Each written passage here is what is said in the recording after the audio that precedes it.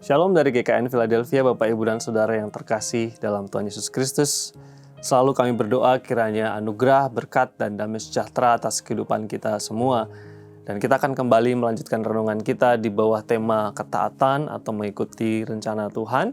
Masih belajar dari satu tokoh yang sama, yaitu Filipus. Bagaimana di dalam Kisah Para Rasul pasal yang ke-8 digambarkan sebagai pribadi yang sangat taat, setia, mendengar apa yang Tuhan katakan di dalam kehidupannya.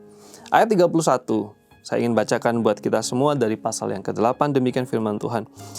Jawabnya, ini adalah jawaban dari Sida-sida Ethiopia yang sudah kita baca cerita sebelumnya di beberapa hari yang lalu. Bagaimanakah aku dapat mengerti kalau tidak ada yang membimbing aku? Lalu ia meminta Filipus naik dan duduk di sampingnya. Ini adalah lanjutan kisah bagaimana ketika Filipus ada di jalan yang sunyi, bertemu dengan Sida-sida Ethiopia.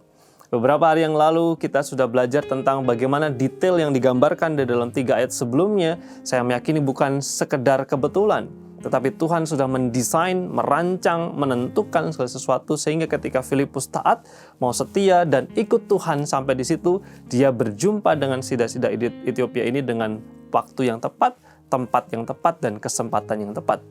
Kemudian di dalam ayat yang sudah kita baca tadi dikatakan di sana, ketika Filipus bertanya, "Kamu ngerti nggak apa yang kamu sedang baca?" Kemudian Sida-sida ini menjawab, "Bagaimana aku bisa mengerti kalau tidak ada yang membimbing dan menjelaskan kepadaku?" Dan kalau Bapak Ibu membaca terus apa yang diceritakan di dalam firman Tuhan, ada kesempatan di mana Filipus menjelaskan arti ayat itu, menerangkan secara detail, menerangkan secara sistematis dan kronologis sampai akhirnya Sida-sida Ethiopia ini percaya kepada Yesus. Dan yang lebih menarik, Sida-sida Ethiopia ini memutuskan untuk dibaptis. Luar biasa. Saya melihat bagaimana Tuhan memakai Filipus untuk menjadi berkat bagi Sida-sida Ethiopia ini.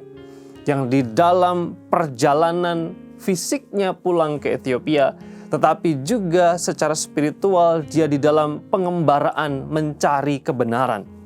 Dan kebetulan Tuhan memakai Filipus untuk berjumpa dengan dia dan punya kesempatan untuk memberkati dan menerangkan apa yang sedang dia baca dari kitab Yesaya. Ketaatan Filipus memberikan dia kesempatan untuk menjadi berkat.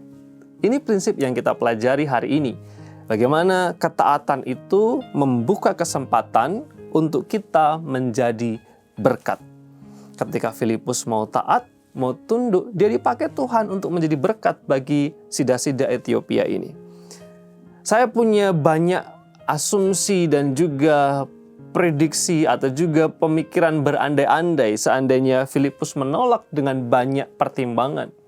Filipus bisa menolak karena di Samaria dia punya jemaat. Filipus bisa menolak karena di Samaria lebih nyaman.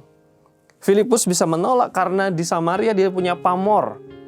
Filipus bisa menolak dengan banyak pertimbangan. Misalnya ketika berjumpa dengan orang Ethiopia, dia berkata, dia bukan orang sebangsaku. Menolak ini dan itu. Tetapi di dalam firman Tuhan kita membaca bahwa Filipus mau taat, setia, dan mendengar apa yang dikatakan Roh Kudus. Ketaatannya itu sekali lagi menjadi gerbang, pintu, dia menjadi berkat bagi sesama. Hari ini kita belajar tentang kalau kita mau diberkati dan juga menjadi berkat bagi sesama, mari mulai dengan taat. Tuhan mau memakai kita, tetapi kadang kita enggan untuk taat dan berbagi dengan berbagai pertimbangan. Kalau saya melakukan ini, nanti begini. Kalau saya melakukan itu, nanti begitu. Kita enggan untuk taat. Kita tidak siap untuk berkorban. Dan kadangkala kita tidak mau meninggalkan kenyamanan, padahal Tuhan sudah menyuruh kita untuk taat. Tuhan mau memakai saya dan saudara menjadi berkat, tetapi apakah kita siap untuk taat? Karena ketaatan memberikan kita kesempatan untuk menjadi berkat. Kiranya firman Tuhan ini menolong kita, mengingatkan kita untuk terus taat, setia, dan mengikuti apa yang Tuhan katakan supaya Tuhan memakai kehidupan kita menjadi berkat bagi sesama. Mari berdoa. Terima kasih, bersyukur ya Tuhan, karena rahmat dan kemurahan-Mu kami bisa belajar lagi firman Tuhan di hari yang baru ini. Kiranya Tuhan membuat kami peka sehingga kami taat, tunduk, dan patuh sehingga kehidupan kami menjadi kehidupan yang bermakna, menjadi berkat bagi sesama. Terima kasih berkat-Mu atas setiap kami yang mendengar firman-Mu. Dalam nama Yesus kami berdoa. Amin.